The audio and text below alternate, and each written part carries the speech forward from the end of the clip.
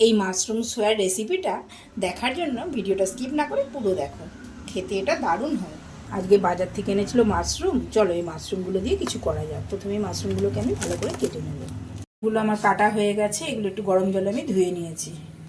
এইদিকে নিয়ে টমেটো কুচি, কাঁচা লঙ্কা, রসুন, আদা, পেঁয়াজ এটাকে পেস্ট করে নেব। তেল গরম হয়ে গেছে। এবার আমি মাশরুমগুলোকে ভালো করে ভেজে নেব।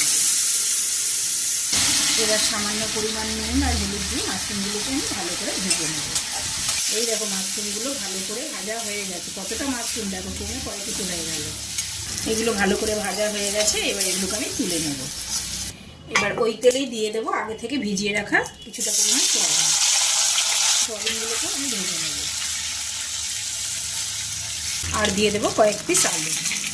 এটাকে ভালো করে ভেজে নেব। এইবার এর মধ্যে দিয়ে দেবো নুন আর দিয়ে দেবো হলুদ।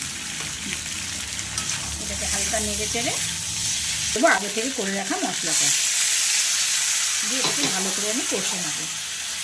এটা অনেকটাই কষানো হয়ে গেছে। এবার দিয়ে দেবো ভেজে রাখা মাশরুমগুলো দিয়ে এটাকে আর কিছুক্ষণ কষিয়ে নেব। এটা খুব ভালো করে কষানো হয়ে গেছে। এবার দিয়ে দেবো জল। এইটা প্রায় হয়ে এসছে। এর মধ্যে আমি দিয়ে দেবো কাসুরি মেথি, দিয়ে দেবো কিছুটা ঘি আর দিয়ে দেবো কিছুটা গরম মশলা দিয়ে এটাকে ভালো করে নেড়ে নেব। এই মাশরুম সোয়ার রেসিপিটা দেখার জন্য ভিডিওটা স্কিপ না করে পুরো দেখো। খেতে এটা দারুণ হয়।